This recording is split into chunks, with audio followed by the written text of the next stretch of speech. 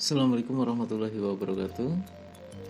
Pada kesempatan kali ini saya akan mencoba mempresentasikan kegiatan aksi nyata modul 1.4 Budaya Positif Pendidikan Calon Guru Penggerak Angkatan 6 Kabupaten Purbalingga.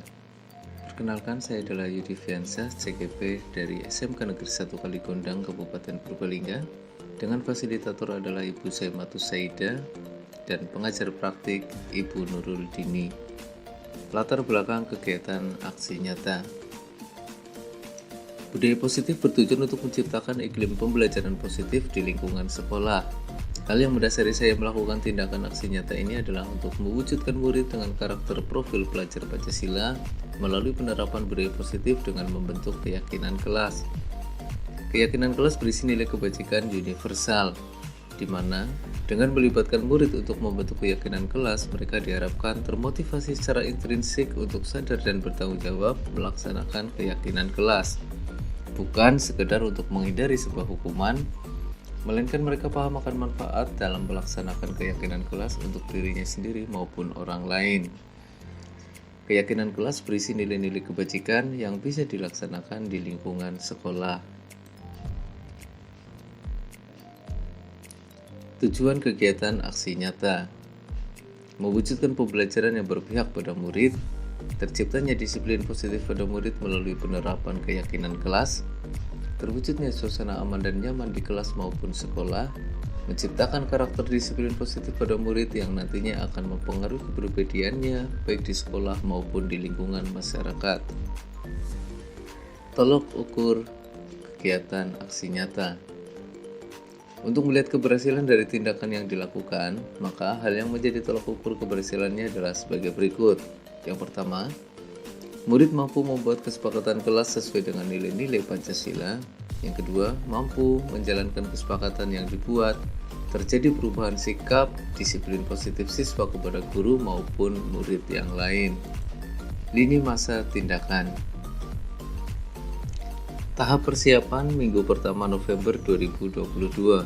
Yang pertama, melakukan komunikasi dengan kepala sekolah, dewan guru, orang tua murid, dan juga murid. Yang kedua, merencanakan jadwal pelaksanaan rapat dengan murid tentang pembuatan kesepakatan kelas. Yang ketiga, memberitahu kepada murid tentang rapat kesepakatan kelas sesuai rencana yang telah ditentukan. Pelaksanaan kegiatan minggu kedua November 2022. Melaksanakan rapat kesepakatan kelas bersama murid sesuai dengan jadwal yang telah ditentukan. Memberikan pertanyaan panduan kepada murid sebagai pedoman baginya tentang kelas yang bagaimana yang diinginkan. Memberikan kesempatan kepada murid untuk memberikan ide atau pendapat tentang kesepakatan kelas yang diinginkan. Pendapat dari murid disatukan dan didiskusikan untuk membuat kesepakatan.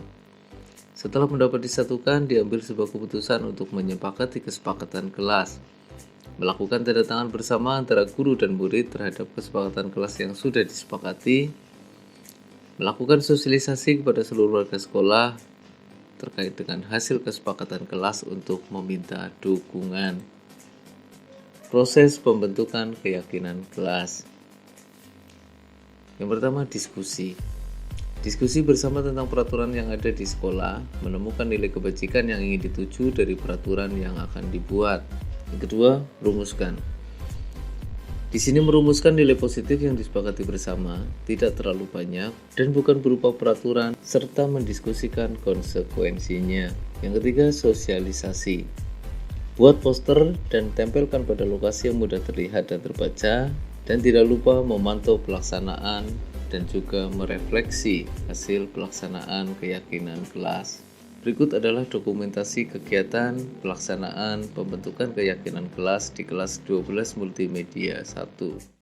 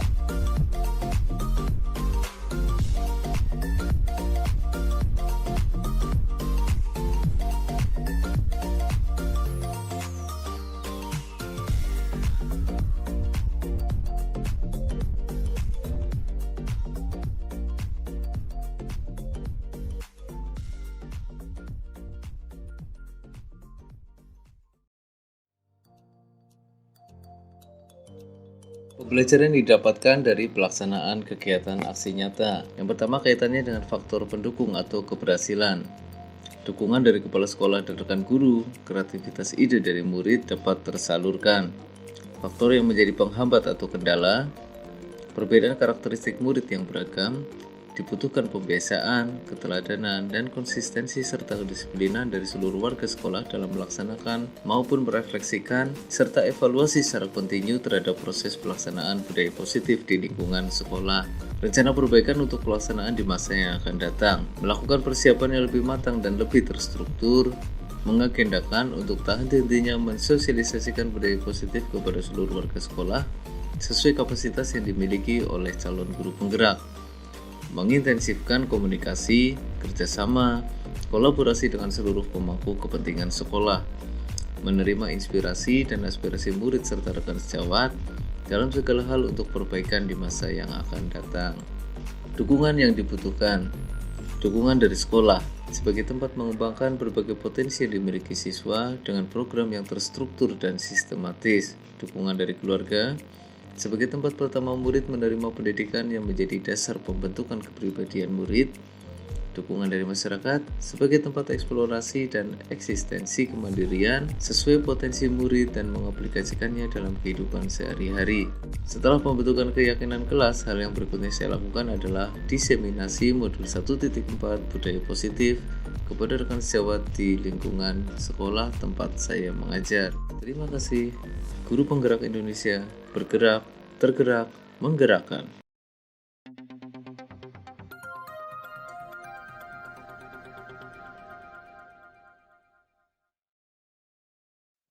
Bismillahirrahmanirrahim.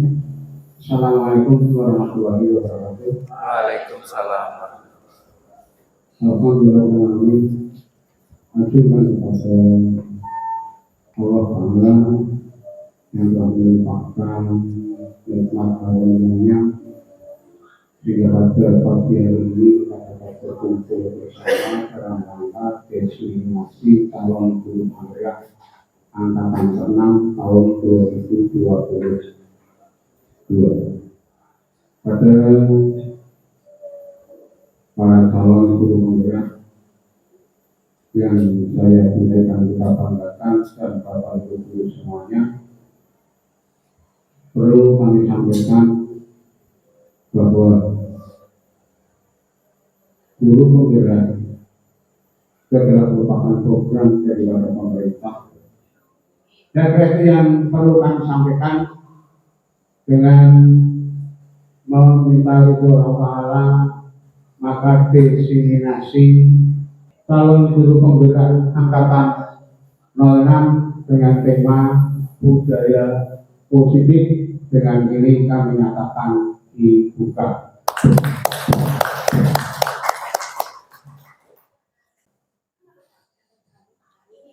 Nuhun sewu Bapak Ibu, kita mulai nggih. Bismillahirrahmanirrahim. Assalamualaikum warahmatullahi wabarakatuh. Alhamdulillahirrabbilalamin. Wassalatu wassalamu ala asrofil anbiya'il mursalin wa ala alihi washabihi ajmain. Amma ba'du.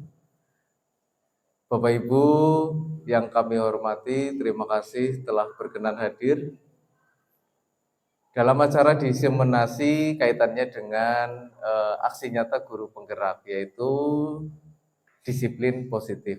Alhamdulillah di sini Bapak Ibu komplit ya, ada dari guru mapel, guru produktif, guru BK. Nah, ini nanti kaitannya dengan restitusi, nanti bisa kita saling sharing. Bapak Ibu, yang pertama kami ucapkan selamat datang. Di sini nanti kita akan saling sharing ya Bapak Ibu, belajar bersama, kemudian kita berkolaborasi, kita bekerja sama, bertukar pendapat, dan kami harapkan Bapak Ibu saling mendukung apa yang kami para calon guru penggerak coba rintis untuk kita wujudkan secara bersama-sama. Untuk kali ini kita akan membahas kaitannya dengan disiplin positif. Untuk materi kali ini Bapak Ibu, insya Allah kita akan 1 jam ke depan. Tapi sebelumnya mungkin kita perlu kesepakatan dulu nih. Jadi bila mana dalam waktu penyajian materi ini, diskusi ini Bapak Ibu ada keperluan misal ke belakang silakan tunjukkan jari dan silakan izin saja nggak apa-apa. Kemudian bila mana pada saat kami menyampaikan materi, Bapak Ibu ada yang perlu didiskusikan, ditanyakan, silakan tunjukkan angkat tangan gitu. Angkat tangan apa Bapak Ibu? Silakan angkat tangan. Raise hand gitu. Silakan raise hand dan silakan langsung ditanyakan dan didiskusikan saja, tidak apa-apa Bapak Ibu. Baiklah Bapak Ibu, untuk yang pertama nanti kita akan belajar terkait dengan disiplin positif dan kebajikan universal. Yang kedua kita akan belajar tentang teori motivasi, hukuman, dan penghargaan, serta restitusi. Yang ketiga nanti kita akan membahas tentang keyakinan kelas. Kemudian yang keempat, kebutuhan dasar manusia. Dalam hal ini kaitannya bagaimana nanti kita memahami kebutuhan dasar murid-murid kita. Kemudian yang kelima yaitu ada restitusi. Restitusi di sini yang poin pertama kita akan membahas tentang 5 posisi kontrol Bapak Ibu pada saat menghadapi murid. Kemudian yang terakhir yaitu restitusi kaitannya dengan segitiga restitusi. Baiklah Bapak Ibu, kita mulai saja kaitannya dengan yang pertama. Perlukah disiplin positif diterapkan di sekolah kita? Untuk membentuk siswa yang berprestasi dan berkarakter, maka sekolah perlu membangun budaya positif di lingkungan sekolah. Apa itu budaya sekolah? Budaya sekolah itu tradisi sekolah yang tumbuh serta berkembang sesuai dengan spirit dan nilai yang diajarkan di sekolah. Atau bisa juga dikatakan bahwa budaya sekolah itu menjadi kebiasaan yang disepakati bersama untuk dilakukan dalam waktu yang lama ketika terjadi kegiatan pembelajaran. Nah, di sini ada 2 hal penting yang perlu kita garis bawahi Bapak Ibu. Yang pertama yaitu disiplin, yang kedua adalah disiplin positif. Ketika Bapak Ibu mendengar kata disiplin, kira-kira yang pertama terlintas di pikiran Bapak Ibu apa? Tepat waktu, kemudian patuh. Nah, ini kebetulan ada Bu Bandung Wakil Kesiswaan yang mengatur tentang kedisiplinan di sekolah kita. Kalau di Bu Bandung sendiri, satu kata yang menggambarkan disiplin apa Bu? Patuh gitu, patuh. Kira-kira ketika kita mendengar kata disiplin, ada rasa terpaksa apa tidak? Ada nggih.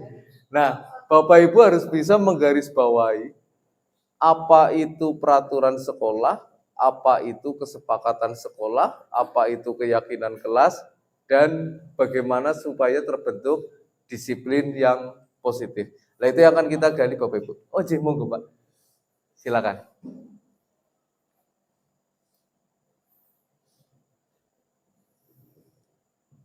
Nah, ini Bapak Ibu. Mohon maaf saya agak kesini karena kalau di sana silau. Yang pertama kaitannya dengan pengertian disiplin secara umum. Jadi Bapak Ibu bisa pirsani di depan bahwa disiplin secara umum itu diartikan sebagai sesuatu yang dilakukan seseorang kepada orang lain untuk mendapatkan kepatuhan. Betul sekali nih Bu Bandung dan teman-teman. Dapat juga menimbulkan asumsi ketidaknyamanan. Jadi di sini murid-murid kita itu ketika kita terapkan kedisiplinan, sebagian besar mungkin masih karena terpaksa atau mungkin saja bisa merasa kurang nyaman dengan peraturan yang ada di sekolah kita. Nah, tugas kita sebagai guru, sebagai seorang pendidik adalah bagaimana mendorong murid-murid kita untuk memiliki disiplin positif dari diri yang mampu berperilaku sesuai nilai kebajikan. Dan hal itu tidak karena takut hukuman, akan tetapi karena memang benar-benar motivasi dari dalam dirinya, atau kita sebut sebagai motivasi intrinsik. Nah, itu tugas kita Bapak Ibu. Kemudian yang berikutnya disiplin positif diharapkan itu muncul dari diri murid. Nah ini, tanpa mengharapkan pujian maupun untuk menghindari hukuman. Namun semata-mata karena memang murid telah sadar nilai kebajikan apa yang dia yakini, sehingga dia melaksanakan tanpa mengharapkan pujian maupun menghindari hukuman Bapak Ibu. Oke, di sini ada sedikit ice breaking ya Bapak Ibu. Di sini ada berapa orang? 10 ya? 1, 2, 3, 4, 5. Oh, Mbak Susi nanti dengan teman sampingnya. Di sini Bapak Ibu, di sini kita akan belajar terkait dengan perubahan paradigma dalam pembelajaran. Yaitu yang namanya kegiatan mengepalkan tangan. Bapak Ibu coba berperan sebagai A dan yang sampingnya berperan sebagai B, gitu ya. Bapak Ibu coba genggamkan tangan, kemudian temannya yang satunya itu akan berusaha memaksa Bapak Ibu untuk membuka. Di situ Bapak Ibu bisa menuliskan sesuatu yang berharga atau menyimpan sesuatu yang berharga. Nah, misal Bapak Ibu berperan sebagai A, yang B ini akan berusaha untuk memaksa Bapak Ibu membuka kepalan tangan, padahal Bapak Ibu menyimpan sesuatu yang berharga di kepalan tangan tersebut. Kira-kira apa yang akan Bapak Ibu guru lakukan? Apakah mau tetap menggenggam atau membuka? Dan kira-kira kenapa alasannya? Coba silakan yang mau berpendapat, monggo. Ya, yang mau menjawab saja. Oke. Kira-kira seperti apa? Pak Aru ada pendapat? Kalau Pak Aru di posisi A, kira-kira mau membuka atau tetap menggenggam, Pak?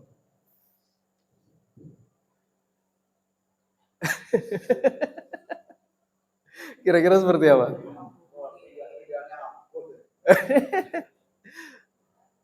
Silakan. Kalau saya di posisi menggenggam, ibaratnya yang digenggam itu kan prinsip. Oh, betul. Oke.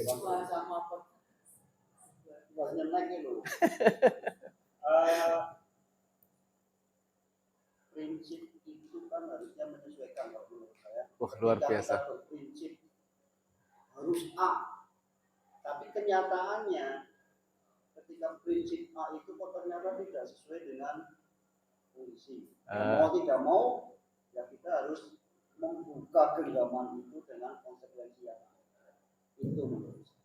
Berarti lebih ke membuka asal ada alasan yang jelas. Oke, ada yang berpendapat lain Bapak Ibu?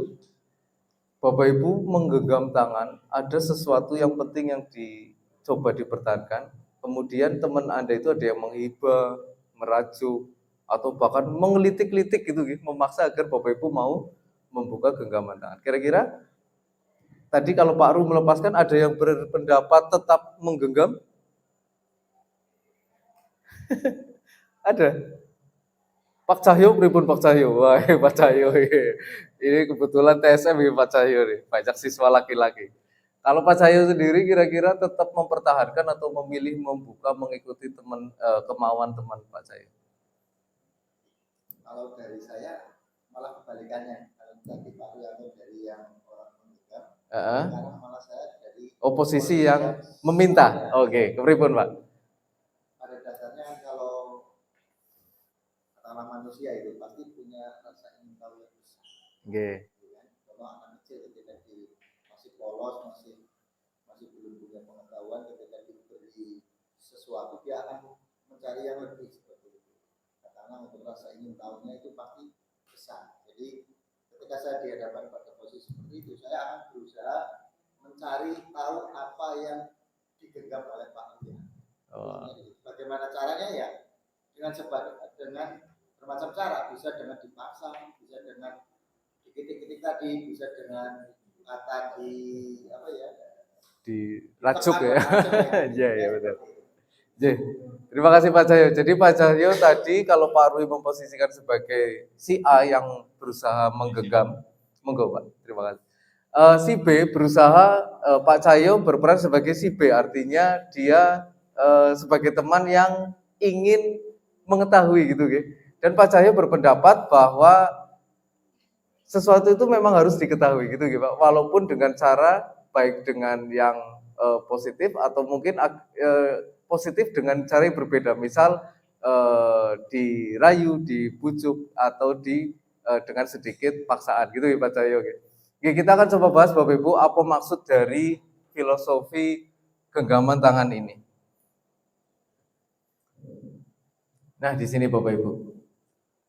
Yang harus kita pahami kaitannya dengan kegiatan mengepalkan tangan itu adalah Bapak Ibu memposisikan diri sebagai teori kontrol.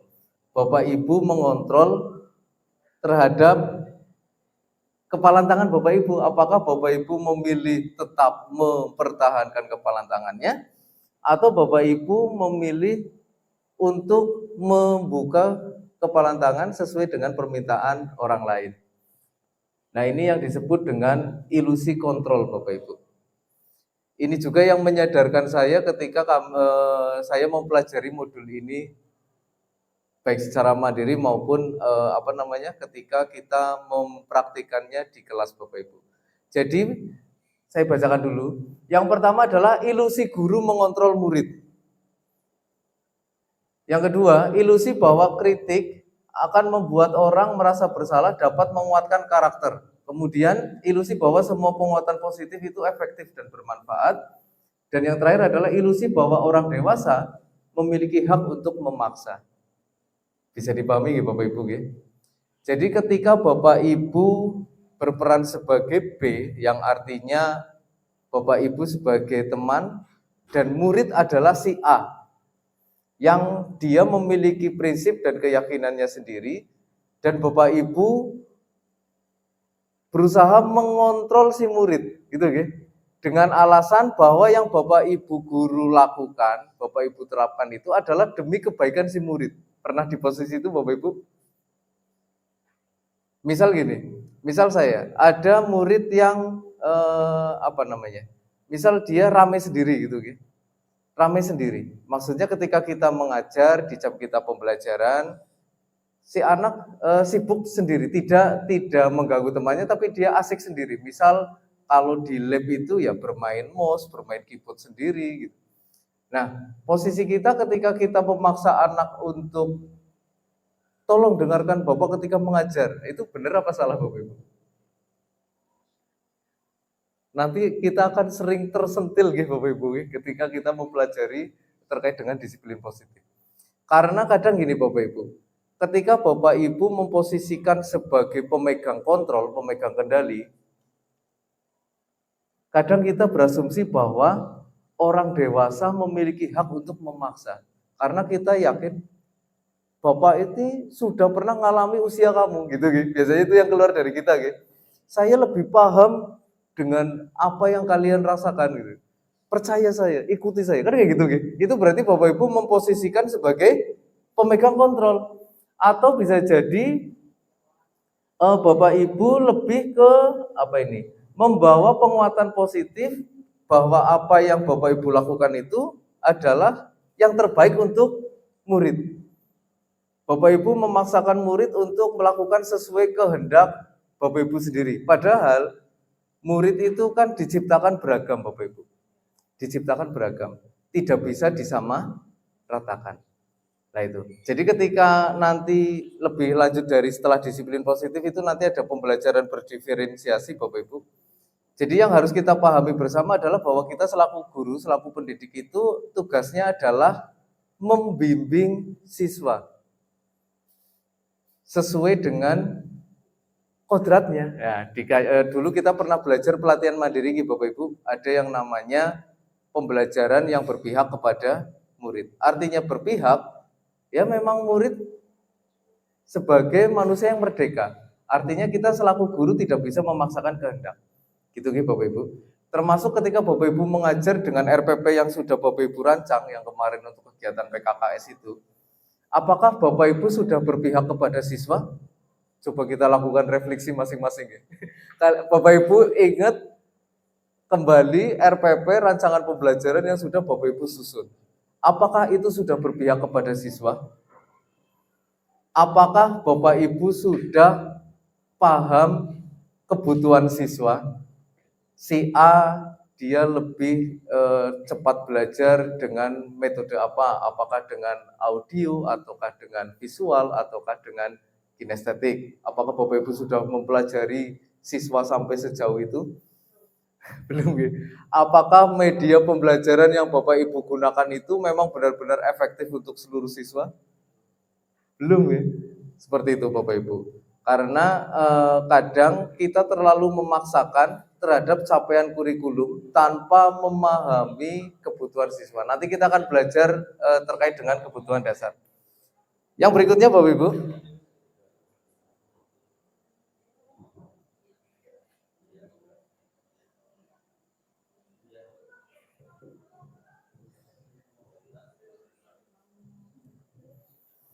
Ini adalah terkait dengan tadi perubahan dari stimulus respon menjadi stimulus kontrol atau pilihan Bapak Ibu.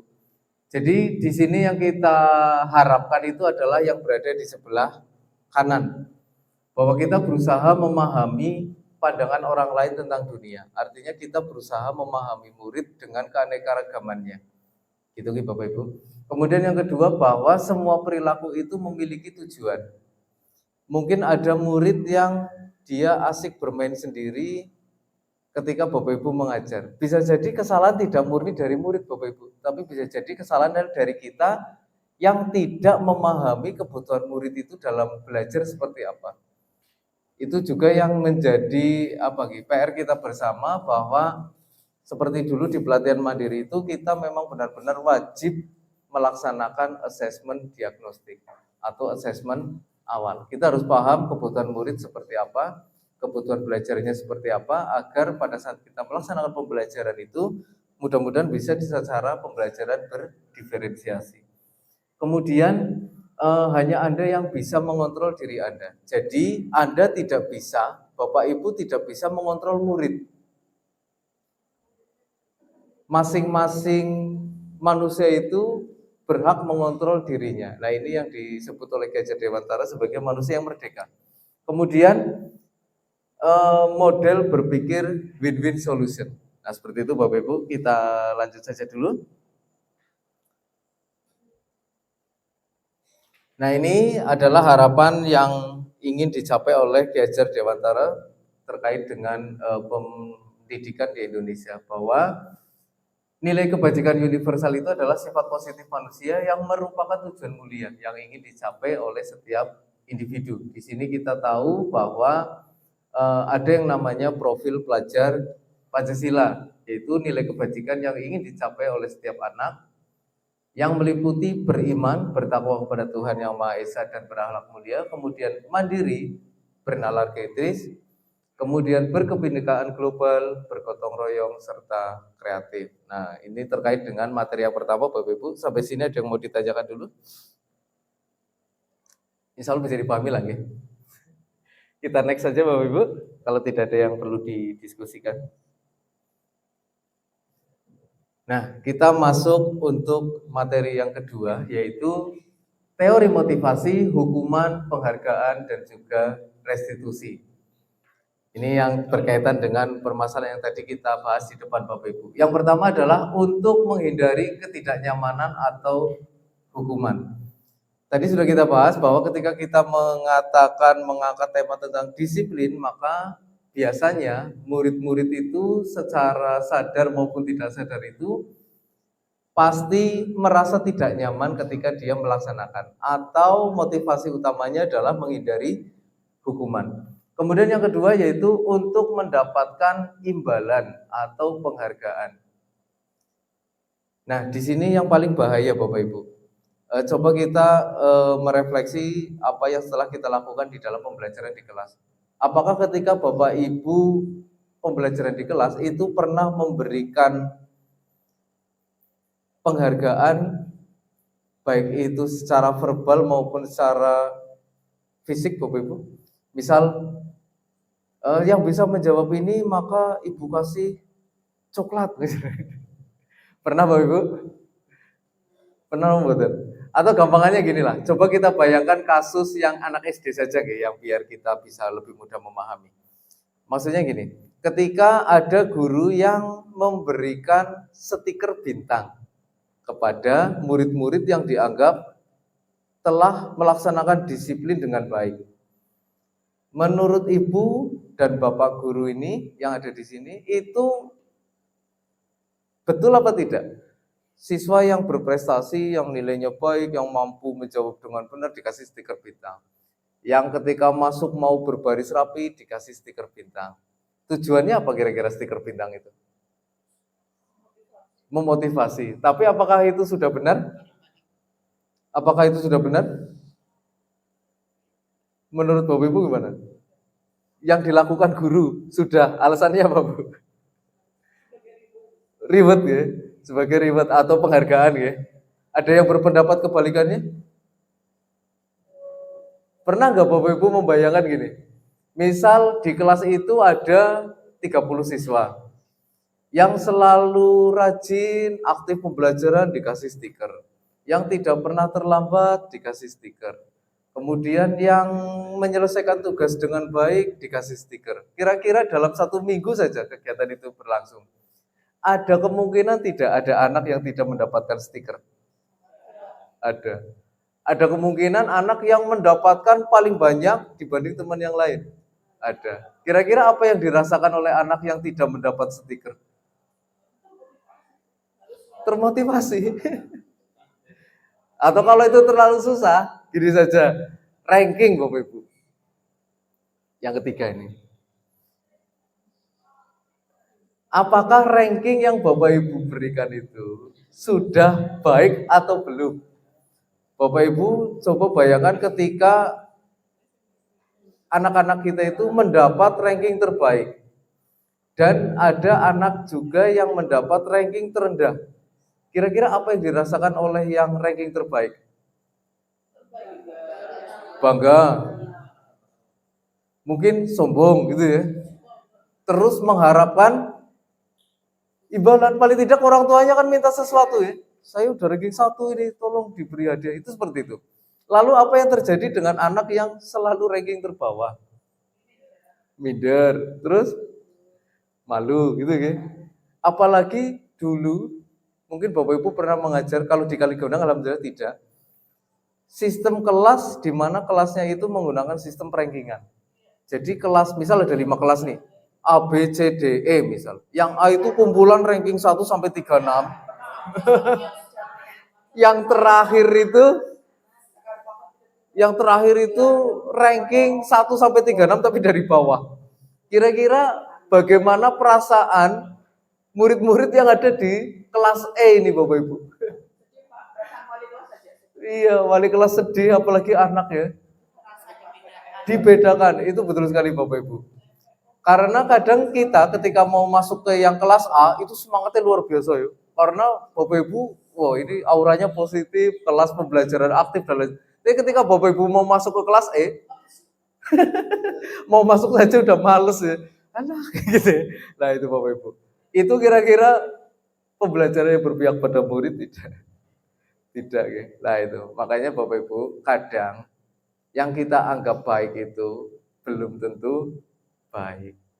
Kadang kita perlu memposisikan diri sebagai siswa, sebagai anak. Karena tadi yang kita teori kontrol itu, kadang kita merasa benar, kita pernah mengalami, apa yang kita sampaikan ke anak itu adalah yang terbaik, tapi itu belum tentu efeknya seperti itu Bapak Ibu. Bisa jadi malah kebalikannya. Dan jangan sampai yang tadi disampaikan membeda-bedakan. Ketika pembelajaran itu Bapak Ibu fokus kepada anak yang menurut Bapak Ibu aktif, itu jangan sampai Bapak Ibu baru masuk dalam gitu ya. Contoh loh sih ini, itu jangan Bu, itu jangan sampai terjadi. Karena nanti ya itu terkait dengan mental. Nanti akan kita bahas di selanjutnya. Sampai sini ada yang mau ditanyakan dulu atau didiskusikan Bapak Ibu? Bisa dilanjut ya? Ya kita lanjut dulu.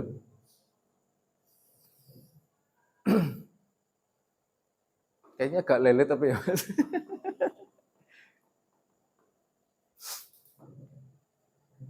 Nah ini Bapak Ibu, ada yang namanya konsep disiplin tetapi dengan identitas gagal.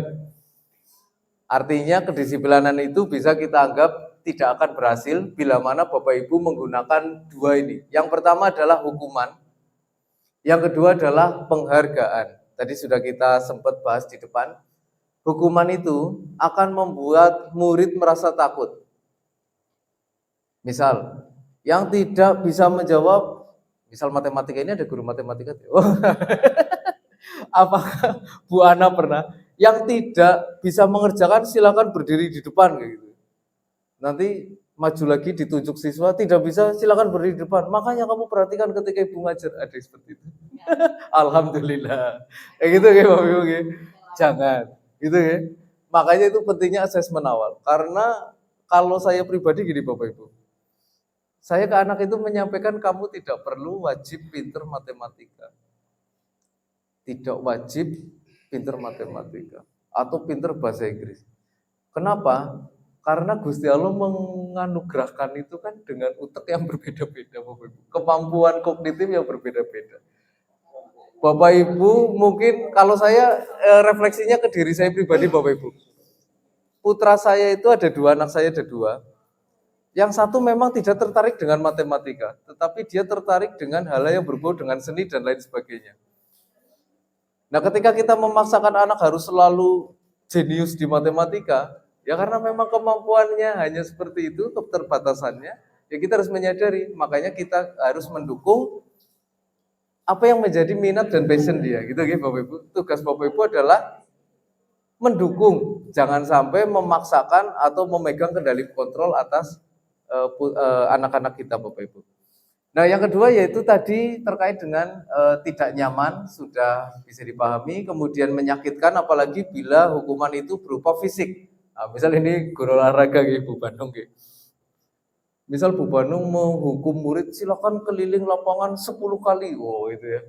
Atau mungkin Bapak Ibu guru yang lain menjemur siswa menghormat tiang bendera jam 12 siang. Nah, itu kan hukuman ya. Bapak Ibu mungkin tujuannya adalah demi kebaikan anak, itu ya. Biar anak tahu kesalahannya, biar anak jera, biar anak mau berubah, dan seperti itu. Tapi apakah itu sudah efektif dan benar? Nah itu yang harus kita pahami bersama. Kemudian yang berikutnya adalah penghargaan terkait dengan stiker bintang, sistem ranking, dan lain sebagainya. Bahwa hal itu ternyata tidak efektif, menimbulkan rasa iri. Bila mana ada teman yang selalu mendapat hadiah dan pujian dari Bapak Ibu. Teman yang lain biasanya akan menjadi minder, rendah hati, kemudian semakin pasif, rendah diri, bukan rendah hati ya, rendah diri, kemudian tertekan gitu ya, dan lain sebagainya. Kemudian mematikan kreativitas. Nah ini benar sekali Bapak Ibu. Siswa yang selalu dipuji, biasanya dia akan merasa cukup dengan kompetensi yang dia miliki. Karena teman-teman yang lain ternyata saya hanya belajar sebentar saja sudah ranking 1 kok. Ibu guru sudah senang, seluruh teman saya menyanjung saya, misal seperti itu. Maka itu akan mematikan kreativitas. Kemudian yang terakhir adalah merampas hak murid untuk menghargai dirinya sendiri. Ternyata efeknya sangat panjang ya. Hanya dari kita memberi pujian, memberi hukuman, dan lain sebagainya. Nah, yang berikutnya adalah bagaimana penerapan disiplin dengan identitas sukses Bapak Ibu. Ini kebalikan yang tadi. Yang pertama adalah bukan hukuman, tapi berupa konsekuensi. Apa sih konsekuensi? Akibat. Konsekuensi itu hukuman atau bukan? Bukan ya? Efeknya. Atau gini saja ya. Coba ini saya pause dulu ya.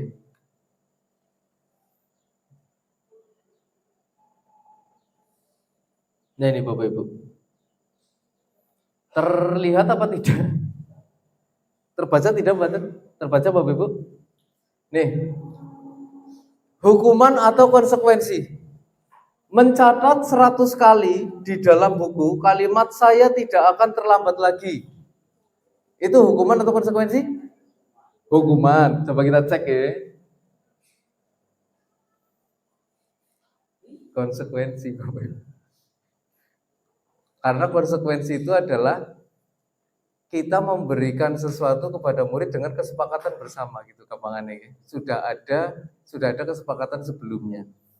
Atau keyakinan yang kita sepakati bersama. Terus ini Bapak Ibu. Lari mengelilingi lapangan basket 2 kali karena terlambat hadir di sekolah. Ini sanksi atau konsekuensi? Hukuman atau sanksi, sorry? mengelilingi lapangan. Sanksi, konsekuensi nggih. Konsekuensi itu hukuman. Kalau masih 2 soal memang belum bisa membedakan ini. Melihat yang seperti itu, harusnya dari awal itu sudah ada semacam kesepakatan dengan si anak. Contohnya di bagiannya Bu Bandung, karena ada tertib dari A sampai Z. Seandainya si A itu melakukan pelanggaran terhadap tertib ini, dia akan mendapatkan konsekuensi ini. Berarti di pengertian itu kata-kata hukuman tidak ada sama sekali. Karena ada kesepakatan dari awal. Oke, siap. Nanti kita bahas ya Pak. Ini kita selesaikan dulu pertanyaannya, nggih. Oke, lanjut dulu. Di sini, kalau misalnya lari mengelilingi lapangan basket karena terlambat hadir di sekolah, ini kira-kira apa?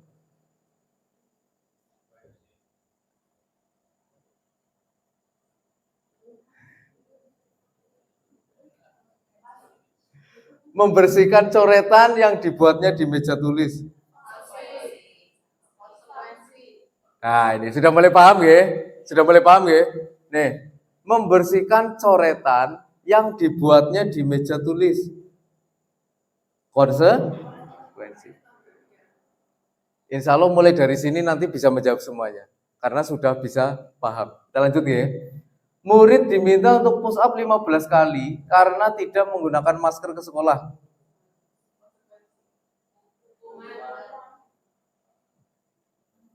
Udah mulai paham ya? Lagi, menggantikan kertas tugas teman yang telah dicoret-coret. Konsekuensi ya? Bisa dipahami? Berjemur di lapangan basket pukul 12 siang karena mengobrol dengan teman. Oh, udah mulai satu suara. Berarti sudah mulai paham ya? Oke. Murid diminta bertelanjang kaki sepanjang hari karena tidak menggunakan sepatu warna hitam sesuai peraturan.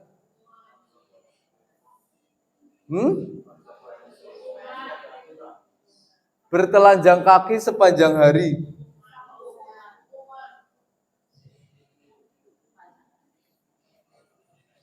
Berdiri di depan kelas sambil mengangkat kaki satu karena tidak bisa menjawab pertanyaan.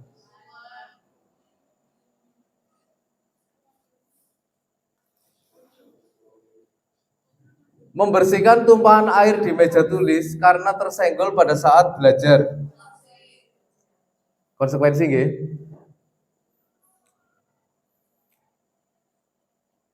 Kehilangan 10 menit jam istirahat untuk mengerjakan tugas karena terlambat datang dan tertinggal pelajaran selama 10 menit. Nah, ya. Insya Allah sudah bisa dipahami lah. Duduk di bangku pinggir lapangan pada jam istirahat tidak diajarkan bermain guru piket karena mencederai teman. Nah, yang ini dong. Ya, apa? Konsekuensi. Oke, sampai sini dulu Bapak Ibu. Berarti sudah bisa memahami kira-kira apa itu hukuman, apa itu konsekuensi. Kalau hukuman itu lebih ke kita memegang kontrol terhadap murid dengan tindakan yang menurut kita terbaik bagi murid untuk menghukum tadi. Tapi kalau konsekuensi berarti ada nilai positif yang diambil. Sebagai contoh, murid tanpa sengaja menumpahkan air. Maka konsekuensinya adalah murid membersihkan. Murid mencoret-coret buku temannya. Maka konsekuensinya ya membersihkan atau menggantinya. Misal seperti itu. Tapi ketika murid berbicara sendiri, ramai di kelas, disuruh membersihkan WC sekolah. Itu berarti hukuman. Sampun saged dipahami nggih. Nah, yang terbaik adalah konsekuensi. Jadi Bapak Ibu nanti pembelajaran di kelas ketika mengalami anak yang bermasalah itu jangan diberi hukuman, tapi konsekuensi. Nanti akan kita bahas lebih jauh di keyakinan kelas materi berikutnya. Kemudian yang berikutnya ada restitusi Bapak Ibu. Restitusi itu menguatkan dalam jangka panjang, kemudian bertanggung jawab atas perilakunya, fokus pemecahan masalah, dan murid sadar secara intrinsik terhadap kesalahannya dan berusaha memperbaiki dirinya di kemudian hari. Itu namanya restitusi. Nanti akan kita bahas lebih jauh di materi khusus tentang restitusi Bapak Ibu. Nah ini, apa sih restitusi itu? Mungkin guru BK ini Pak Rui dan Bu Danik lebih paham ya. Restitusi. Jadi restitusi itu adalah salah satu konsep pendekatan untuk menanamkan disiplin positif pada murid. Pengertiannya sendiri adalah proses menciptakan kondisi murid untuk memperbaiki kesalahan mereka, memperbaiki kesalahan murid sehingga bisa kembali pada kelompoknya dengan karakter yang lebih kuat. Dan ini merupakan proses kolaboratif yang mengajarkan murid untuk mencari solusi atas masalah mereka dan membantu murid berpikir tentang apa tujuan mulia yang dia yakini dan ingin dia laksanakan serta bagaimana memperlakukan orang lain. Ini menurut Gassen 2004. Nah, ciri-ciri restitusi Bapak Ibu, yang pertama adalah bukan untuk menebus kesalahan, tapi belajar dari kesalahannya. Itu yang pertama. Yang kedua, memperbaiki hubungan. Yang ketiga adalah berupa tawaran, bukan memaksakan pendapat kita. Kemudian menuntut untuk melihat ke dalam diri, mencari kebutuhan dasar yang mendasari tindakan, kemudian fokus pada solusi dan mengembalikan murid yang berbuat salah pada kelompoknya.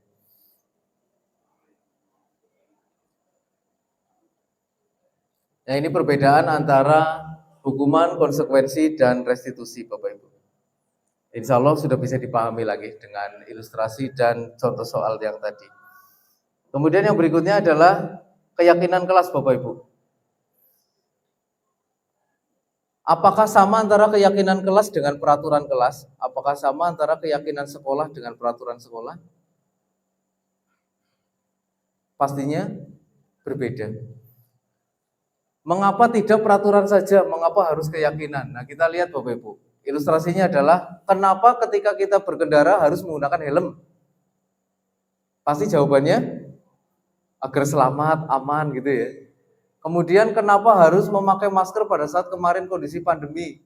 Ya karena untuk alasan kesehatan. Nah, itu kan muncul karena keyakinan kita. Nah, itu bedanya keyakinan dengan peraturan. Kalau keyakinan itu muncul dari dalam diri kita bahwa sadar bahwa peraturan itu dibuat memang demi kebaikan kita. Itu bedanya peraturan dengan keyakinan Bapak Ibu.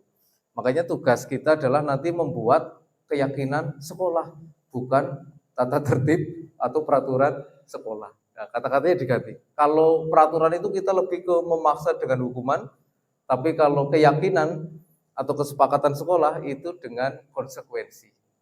Seperti itu Bapak Ibu. Kemudian, nah ini kemarin saya berusaha mencoba menerapkan di kelas gitu, terkait dengan keyakinan kelas. Yang pertama saya berdiskusi dengan murid, menggali nilai positif apa yang sudah ada di kelas tersebut, kemudian kita rumuskan bersama-sama dalam bentuk diskusi kelompok, kemudian hasilnya kita kita gali bersama, apakah itu masih berupa peraturan atau sudah berupa keyakinan. Dan yang terakhir baru membuat sosialisasi berupa poster. Ini contohnya Bapak Ibu, mudah-mudahan bisa di-setel.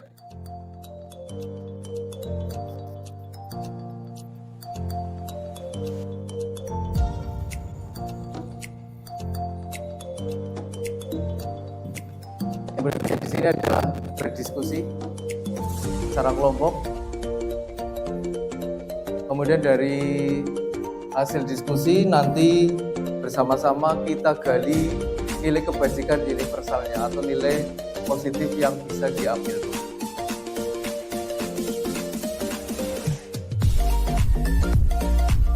Nah, dari situ muncul beberapa keyakinan kelas beserta konsekuensinya ada di bawahnya. Ini menggunakan Padlet nih Bapak Ibu. Kalau Padlet itu bisa diakses dengan Android, jadi tidak perlu Bapak Ibu menuliskan di papan tulis, bisa menggunakan HP, tuliskan saja per kelompok, langsung keluar seperti itu. Nah, ini contoh keyakinan kelas yang sudah kita sepakati, kemudian saya cetak dan ditempel di ruang kelas. Seperti itu Bapak Ibu.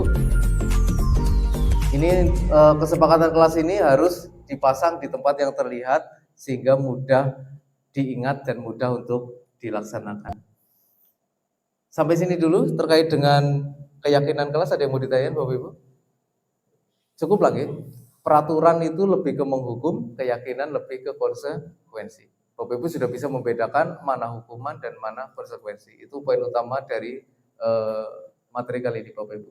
Nah, ini yang penting juga berikutnya, yaitu kebutuhan dasar manusia. Ini menurut William Glasser dalam bentuk choice theory. Jadi baik guru maupun murid itu sebetulnya memiliki kebutuhan dasar yang diklasifikasikan menjadi 5, yaitu untuk survival atau bertahan hidup. Yang kedua untuk rasa kasih sayang dan rasa ingin diterima. Yang ketiga adalah kebebasan. Yang keempat adalah kesenangan, dan yang terakhir adalah penguasaan atau menguasai, mengendalikan orang lain. Di sini ada pertanyaan pemantik Bapak Ibu, bisa disimak bila mana tidak terlihat. Ibu Ambar, guru wali kelas 2A di SD Pelita Hati, sedang bingung menghadapi ulah salah satu muridnya di kelas, yaitu Doni. Di mana beberapa anak di kelas 2A itu telah datang kepadanya dan mengeluhkan bahwa Doni seringkali meminta bekal makan siang mereka dengan paksa. Jika Anda menghadapi situasi seperti Ibu Ambar, apa yang akan Anda lakukan menurut Anda? Kira-kira apa alasannya? Nah, dari perilaku Doni yang suka meminta bekal secara paksa ke teman-temannya, itu nanti bisa kita gali dari 5 kebutuhan dasar itu Bapak Ibu. Yang pertama yaitu kebutuhan dasar bertahan hidup gitu ya. Di sini lebih bersifat fisiologis, artinya kaitannya dengan kesehatan, makanan dan lain sebagainya, sandang, pangan dan papan. Dalam kasus Doni, apabila ditanya oleh Ibu Ambar adalah karena ia lapar dan orang tuanya tidak membawakan bekal siang, maka kebutuhan dasar yang sedang berusaha dipenuhi oleh Doni adalah bertahan hidup. Kemudian bila mana Doni menjawab bahwa alasannya mengambil bekal karena dia merasa senang temannya jadi memperhatikan dia, ketika ibu guru melaporkan kepada orang tuanya sehingga orang tuanya memperhatikan dia, maka kebutuhan dasar yang ingin dipenuhi oleh Doni adalah kasih sayang dan rasa ingin diterima. Kemudian yang berikutnya,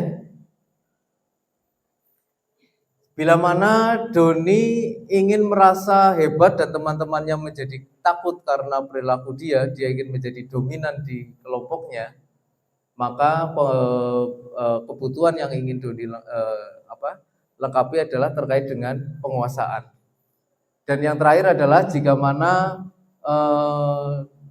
Doni merasa bosan dengan bekal makanan yang ia bawa, maka itu adalah untuk memenuhi kebebasan. Nah, Bapak Ibu, di sini Bapak Ibu harus paham setiap murid Bapak Ibu yang Bapak Ibu ampu di kelas. Ketika dia rame sendiri, coba Bapak Ibu gali di antara 5 kebutuhan dasar itu mana yang belum terpenuhi.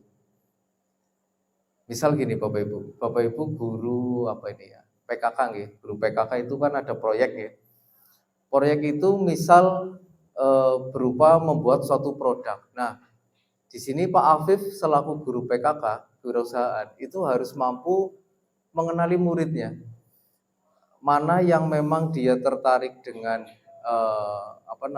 misal produknya itu dalam bentuk video karena anaknya senang video, yang senang gambar mungkin dengan poster, pamflet, mind map dan lain sebagainya, atau yang senang menyanyi mungkin bisa produknya berupa lagu, misal seperti itu Pak Afif. Jadi itu yang namanya pembelajaran diferensiasi. Bagaimana kita berusaha memfasilitasi murid sesuai dengan kebutuhan dasar dan minat bakatnya. Nah, itu yang juga sedang saya coba praktekkan dalam pembelajaran saya. Memang berat karena harus membuat banyak penilaian, banyak media pembelajaran, banyak materi, tapi insya Allah hasilnya akan lebih efektif diterima oleh murid karena sesuai dengan kebutuhan dasarnya. Itu Bapak Ibu, sampai sini ada mau ditanyakan Bapak Ibu? Agak kita percepat nggih. Nah, ini sudah masuk ke materi yang terakhir, ada 2, yaitu 5 posisi kontrol dari restitusi.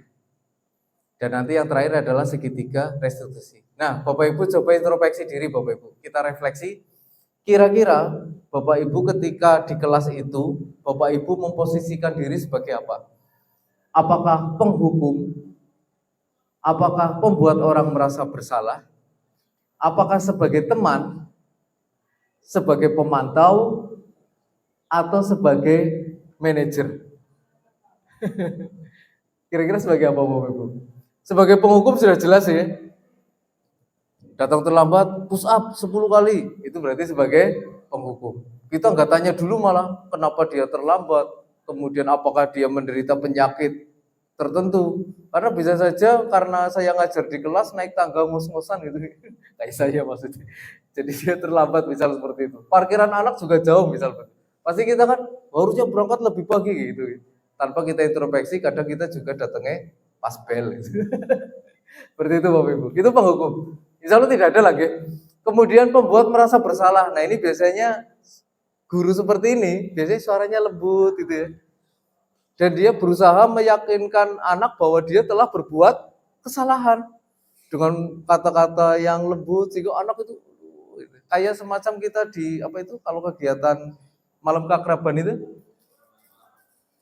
Iya. Bayangkan orang tua kalian tiba di rumah tiba-tiba ada bendera kuning di depan rumah itu berarti membuat orang merasa bersalah itu.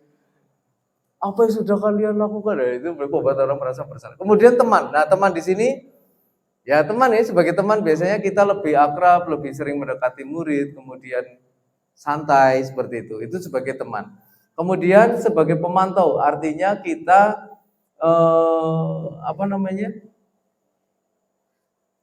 sudah melihat dan mengawasi anak gitu ya. Artinya kita selalu memantau perkembangan anak terkait dengan tindakan dan perilakunya serta bagaimana dia menyelesaikan permasalahannya. Nah, posisi yang kita harapkan bersama adalah sebagai manajer Bapak Ibu. Sebagai manajer. Manajer itu artinya kita bisa memposisikan diri kita sebagai murid. Kita menyadari bahwa setiap anak pasti bisa melakukan kesalahan. Tetapi tugas kita adalah bagaimana anak benar-benar menyadari kesalahannya tanpa kita yang memberitahu. Jadi anak kita memandu anak untuk dia menyadari kesalahannya, dia mencari sendiri solusi dari permasalahannya sehingga kedepannya dia menjadi pribadi yang lebih baik. Itu posisi yang kita harapkan bersama Bapak Ibu. Dan di kelas saya itu sudah beberapa kali saya coba melakukan restitusi, ada yang saya dokumentasikan dan ada yang tidak Bapak Ibu. Nah, ini materi yang terakhir yaitu segitiga restitusi, bahwasanya pada saat kita melakukan restitusi terhadap anak yang kita anggap melanggar keyakinan kelas, maka sebaiknya kita memposisikan diri sebagai apa tadi dari yang 5? Manajer ya, sebagai manajer. Hal yang harus kita lakukan yaitu kaitannya yang pertama, ini ada segitiga ya Bapak Ibu. Validasi kebutuhan, menanyakan keyakinan, menstabilkan identitas. Urutannya seperti apa? Yang pertama yaitu kita menstabilkan identitas terlebih dahulu. Tujuannya adalah untuk membuat anak merasa meyakinkan dia bahwa dia telah berbuat salah dan menjadi positif terhadap dirinya. Kita bisa berkata, berbuat salah itu manusiawi. Setiap orang pasti pernah melakukan kesalahan. Misal seperti itu. Tapi kita pasti bisa menyelesaikan masalah ini. Kemudian bisa juga Bapak tidak tertarik dengan siapa yang berbuat salah, misal seperti itu. Tapi kita lebih tertarik untuk bagaimana cara menyelesaikan permasalahannya. Nah ini yang disebut dengan menstabilkan identitas. Kemudian yang kedua yaitu validasi kebutuhan Bapak Ibu. Artinya di sini kita membantu murid untuk mengenali kebutuhan dasarnya. Tadi ada 5 kebutuhan dasar, mulai dari kebebasan, rasa senang, ingin disayangi dan sebagainya. Agar anak bisa memenuhi kebutuhan dasarnya. Nah, di sini yang bisa kita lakukan adalah Bapak Ibu bisa melakukan pendekatan dengan kamu bisa saja melakukan hal yang lebih buruk dari ini, misal seperti itu. Tapi kamu tidak melakukannya kan, misal seperti itu Bapak Ibu. Kemudian kamu pasti punya alasan mengapa kamu berbuat seperti itu. Kemudian apa yang penting bagi kamu? Atau kamu boleh tetap berusaha menjaga sikap itu, tapi alangkah lebih baiknya jika kamu seperti ini, misal seperti itu. Dan itu adalah untuk validasi kebutuhan. Dan yang terakhir di segitiga restitusi yaitu menanyakan keyakinan. Di sini tujuannya adalah agar anak melihat kesalahannya dihubungkan dengan norma sosial atau nilai kebajikan yang telah kita sepakati bersama. Nah, guru bisa berkata, apa nilai yang kita percayai di sekolah kita terkait dengan tadi keyakinan kelas. Kemudian kelas ideal itu yang seperti apa? Kamu ingin jadi anak yang seperti apa dan seterusnya. Apa yang kamu rasakan ketika kamu melakukan seperti itu? Nah, di sini Bapak Ibu biar lebih jelasnya, ini saya pernah melaksanakan segitiga restitusi terhadap ini ketua kelas. Ini ketua kelas 12 MM 2 gitu ya. Namanya Rewandi. Dan banyak laporan dari Bapak Ibu guru terkait produktif MM itu, bahwa si Rewandi ini adalah sering datang terlambat sekolah dan kadang tertidur di saat pembelajaran. Nah, ini tidak hanya di produktif tapi hampir di semua mapel. Kemudian berdasarkan keyakinan kelas yang sudah kita sepakati bersama, ternyata telah melanggar disiplin dan nilai bertanggung jawab gitu ya. Nah, maka tugas saya adalah melakukan restitusi. Mudah-mudahan ini videonya Bapak Ibu.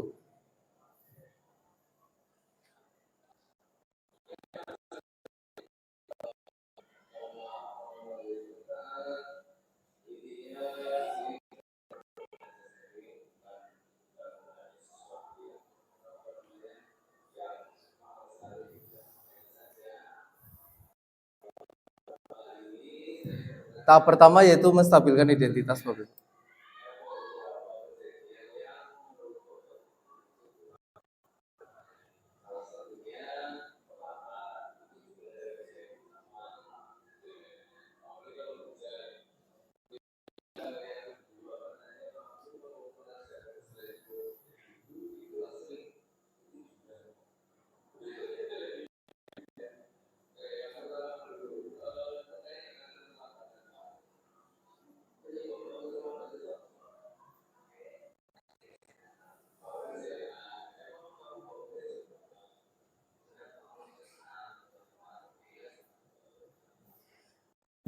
Ibu, alasan dia sering terlambat, kemudian sering ketiduran di kelas, ternyata dia tidurnya itu setiap hari itu jam 2 sampai jam 4 pagi.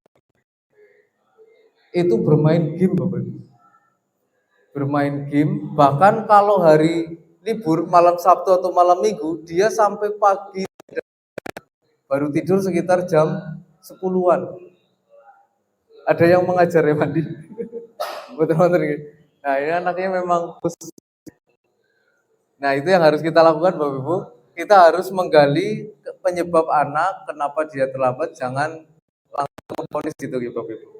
Kemudian ini bisa kita percepat saja gitu. Oh, mohon maaf internetnya lambat.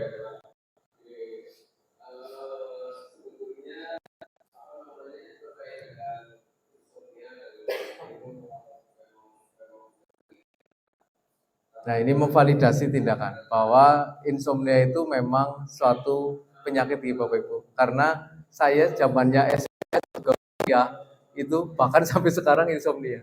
Kalau jam 9 tidak tidur, itu saya bisa melek sampai jam 1. Semalam saya melek sampai jam 1. Ya Bapak Ibu.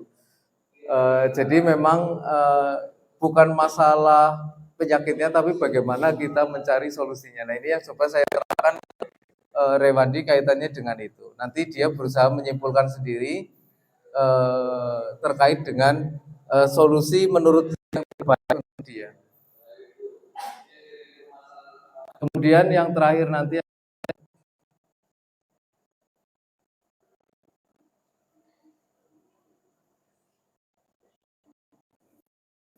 keyakinan Bapak Ibu. Di sini kita berusaha memunculkan nilai intrinsik, keyakinan apa yang telah dia langgar dan bagaimana ke depannya Bapak Ibu. Harapannya adalah nanti ketika kita melakukan restitusi kepada anak, kita akan mampu mengenali anak-anak kita kebutuhannya seperti apa dan bagaimana pembelajaran, rancangan pembelajaran yang terbaik pada saat pembelajaran di kelas. Mudah-mudahan kita bisa melaksanakannya Bapak Ibu. Insya Allah kami dari para CGP siaplah bila mana Bapak Ibu ingin sharing gitu. Bukan berarti kami lebih paham, tapi paling tidak kami ada modul tentang itu dan kita bisa belajar bersama-sama.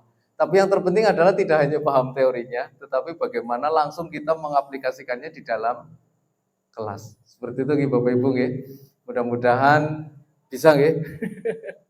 Ternyata kalau kita sudah belajar, apalagi mulai dari pembelajaran berpihak kepada murid, kemudian kita belajar tentang disiplin positif, perbedaan antara hukuman, kemudian konsekuensi, dan bagaimana kita melaksanakan restitusi, kita paham kebutuhan dasar murid seperti apa, insya Allah nanti pada saat pembelajaran kita lebih mampu mewujudkan pembelajaran yang berpihak kepada murid, bukan pembelajaran yang menguntungkan guru. Gitu.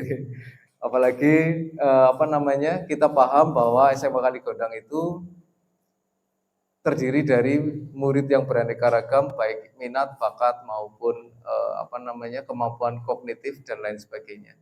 Jadi PR kita bersama untuk benar-benar mampu mengenali murid. Sampai sini dulu Bapak Ibu, ada yang mau didiskusikan?